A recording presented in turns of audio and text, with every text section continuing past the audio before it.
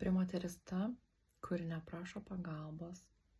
Stipri moteris yra ta, kuri nekalba apie savo jausmus. Ji viską gali pati, ji su viskuo gali pati susitvarkyti. Bet ar tai tikrai yra stiprybė? Ta stiprybė, kuri tai moteriai naudinga, kai esi visada stipri, poroje santykė atsiranda tarsi atstumas, tarsi tavęs nebemato kaip to žmogaus, kuriam reikalinga pagalba, kuriam taip pat reikalinga globa, meilė, supratimas. Tampi tiesiog kaip robotas, kuris su viskuo visada susitvarko.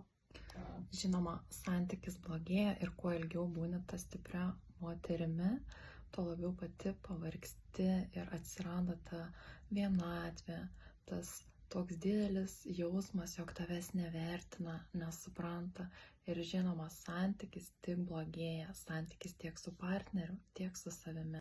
Labai svarbu suprasti, kad tu neprivalai visko viena padaryti ir jeigu tu pasidalinsi darbais, pareigomis, atsakomybės, tu netapsi silpna, kaip tik tu tapsi stipresnė savo vidumi, savo santykiu ir tai visiems eis tik į naudą. Patiko? Pasek mano profilį dėl daugiau panašios informacijos.